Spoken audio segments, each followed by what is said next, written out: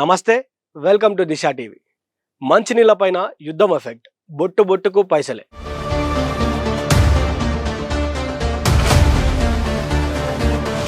ఎందుకు ఈ విషయం మాట్లాడుకుంటున్నామంటే, ఇరాన్ వర్సెస్ అమెరికా ఇజ్రాయెల్ యుద్ధం ఎఫెక్ట్ గ్యాస్, పెట్రోల్ పైనే కాదు, ఇప్పుడు మంచినీళ్ళ పైన కూడా పడింది.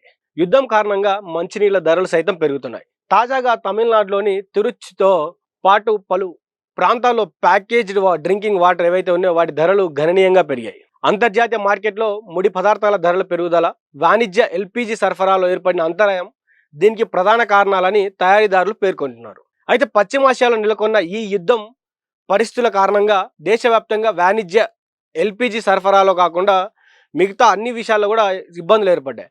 అయితే నీటిని శుద్ధి చేసే ప్లాంట్లలో ప్యాకేజింగ్ ప్రక్రియలో ఈ గ్యాస్ వినియోగం తప్పనిసరి.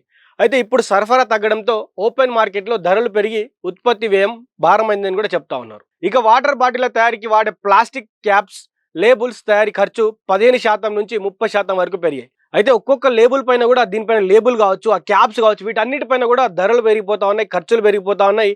దాదాపు 15% నుంచి 30% వరకు పెరిగినటువంటి పరిస్థితి. అయితే పెట్రోలియం అనుబంధ ఉత్పత్తుల ధరలు పెరగడం కూడా ఈ రంగంపై ప్రతికూల ప్రభావం చూపుతుందని కూడా చాలామంది నిపుణులు చెప్తున్నటువంటి పరిస్థితి. అయితే ఇంధన ధరల పెరుగుదల, ముడి పదార్థాల సరఫరా గొలుసు దెబ్బతినడంతో రవాణా ఛార్జీలు కూడా భారమయ్యాయి. అయితే గతంలో రిటైల్ మార్కెట్లో 12 బాటిల్ ఉండే ఒక కాటన్ ధర సుమారు 127 రూపాయలు ఉండగా అది ఇప్పుడు ఏకంగా 135 రూపాయలకు చేరింది. అంటే దాదాపు 8 రూపాయలు పెరిగింది. అదేవిధంగా ఇది వరకు 25 రూపాయల నుంచి 30 రూపాయల మధ్య లభించే 20 లీటర్ల వాటర్ క్యాన్ ధర ఇప్పుడు ఒక్కసారిగా 40 నుంచి 50 రూపాయలకు చేరుకుంది. కొన్ని ప్రాంతాల్లో అయితే రిటైల్ వ్యాపారులు రవాణా ఛార్జీల పేరుతో దీనికంటే ఎక్కువనే వసూలు చేస్తున్నారు. అయితే తక్కువ నిల్వ సామర్థ్యం ఉన్న చిన్న చిన్న మధ్యతరగతి ప్లాంట్లు ఏవైతే ఉన్నాయో, మధ్యతరహా ప్లాంట్లు ఏవైతే ఉన్నాయో వాటిలో సరఫరాలో అంతరాయం వల్ల మూతపడే పరిస్థితి కూడా వచ్చినటువంటి పరిస్థితి. అయితే రాబోయే రోజుల్లో ఎండల తీవ్రత పెరిగి నీటి డిమాండ్ అధికమవుతున్న తరుణంలో గ్యాస్ సరఫరా మెరుగుపడకపోతే ధరలు మరింత పెరిగే అవకాశం ఉందని తయారీదారులు పేర్కొంటున్నారు. అయితే తమిళనాడుతో పాటు వివిధ రాష్ట్రాల్లో మధ్యతరగతి, దిగువ మధ్యతరగతి కుటుంబాలు ఎక్కువగా ఈ 20 లీటర్ల క్యాన్లపైనే ఆధారపడతాయి. కేవలం గృహాలకు మాత్రమే కాకుండా హోటళ్లు, ఆఫీసులు, చిన్న వ్యాపార సంస్థలు కూడా 20 లీటర్ల వాటర్ క్యాన్నే కొనుగోలు చేస్తూ ఉంటాయి. ఇప్పటికే గ్యాస్ కొరతతో హోటళ్లలో టిఫిన్స్, మీల్స్ ధరలు భారీగా పెరిగాయి.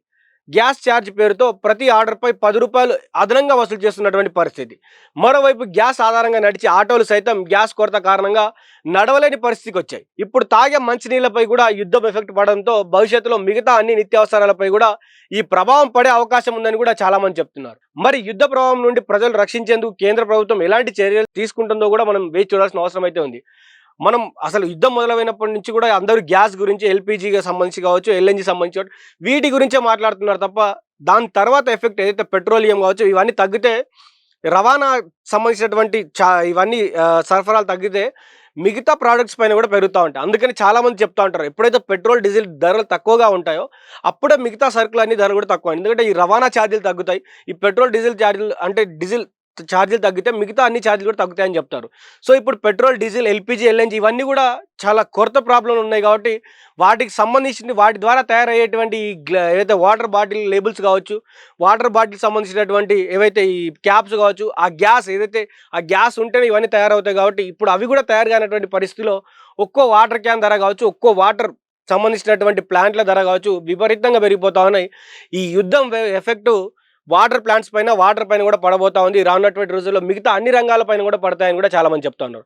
మరి చూద్దాం కేంద్ర ప్రభుత్వం దీనిపైన ఎలాంటి చర్యలు తీసుకుంటుందో. చూస్తూనే ఉండండి దిశా టీవీ.